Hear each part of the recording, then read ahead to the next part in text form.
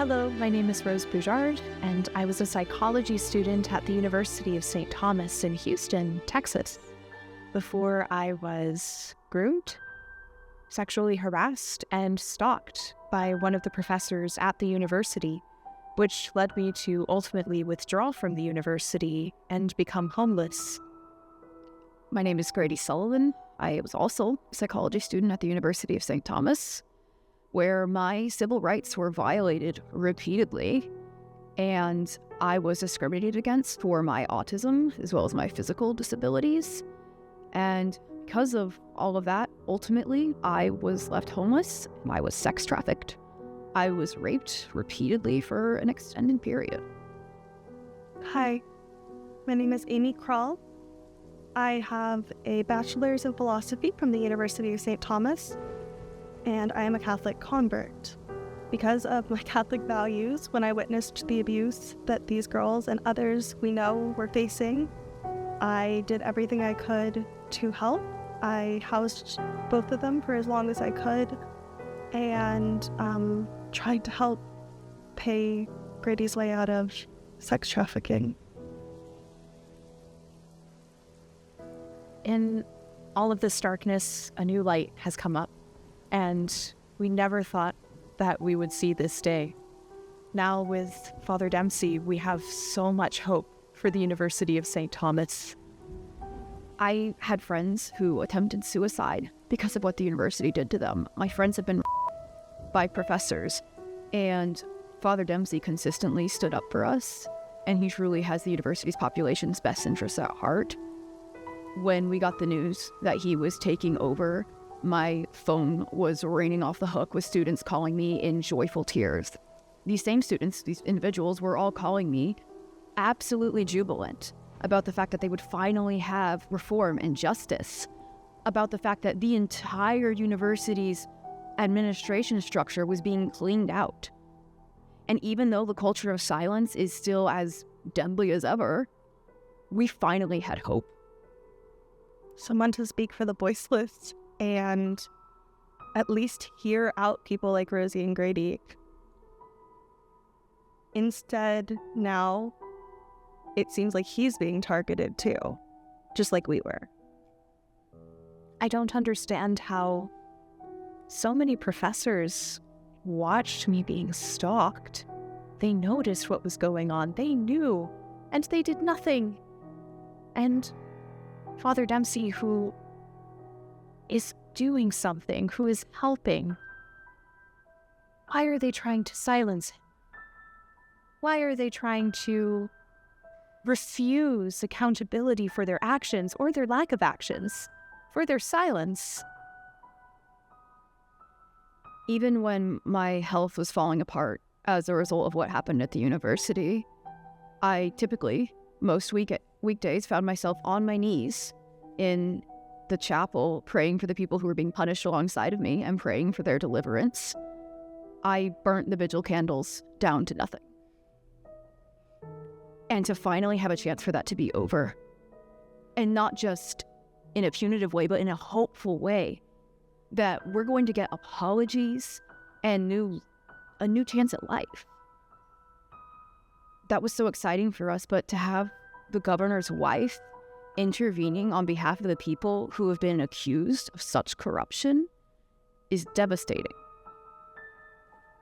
One of the things that I studied as a philosophy major at the University of St. Thomas is restorative justice extensively. I took an entire class on the concept of justice, the concept of law, and how St. Thomas Aquinas believes that justice can be restorative instead of punitive. It is not wrong to want the best for people, but the best for people who have harmed others is to be held accountable. Recently, the First Lady of Texas, Cecilia Abbott, has come out to call for a vote to remove Father Dempsey as the interim president of the university. I don't know why. I am scared for my friends who go there and for the siblings of friends that go there. And she says that she supports women and children. She's on the Grace Initiative, but she's never helped my friends. And the one person who's listening to us, the one faculty person who has seemed to want to do reform and to actively protect women and students, is being re-voted on. Why? When Rosie was being stalked, I walked her to class every day because I was terrified that she would get grabbed and that I'd never see her again. When Grady was being raped,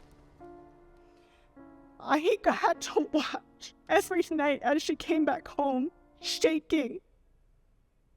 It is the governor's job, it is the governor's wife's job to take care of people like them, good people who didn't deserve this. And instead, she's supporting people who helped cover it up, allegedly. It's pathetic.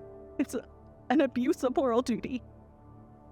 And it's leveraging power against the vulnerable once again.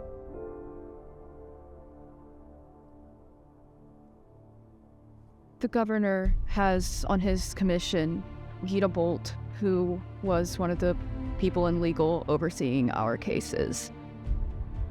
The overlap, I think, creates conflict of interest. But the moral duty to uphold the rights of the vulnerable, of women and children and students, regardless of who they are, whether or not they're autistic or disabled physically or whatever else it may be, that moral duty stands. Cecilia Abbott needs to support Father Dempsey to protect the rights of students, women, and children, like she has sworn to do previously. Anyone at the University of St. Thomas actually needs to help support the reform that Father Dempsey represents. We can't be ignored. We can't be silenced because it's inconvenient to hear about crimes that your friend committed. And it's up to you to break that culture of silence. Whoever you are, whoever's watching this video right now, you can change things. You can be the first to speak up, even when no one around you is. Even when others are pressuring you to stay silent, to stay uninvolved, to turn the other way, to stop complicating your life. One of the most pervasive problems at the University of St. Thomas is a aggressive, very aggressive culture of silence where professors are punished, retaliated against, and have their reputations destroyed if they dare speak out against the administration or in favor of students. And students, multiple students, are pushed to suicide in response to what the university has done to them. I found myself there after they started doing everything they did to me. Other students have also found themselves there. It's not just 1, 2, 3.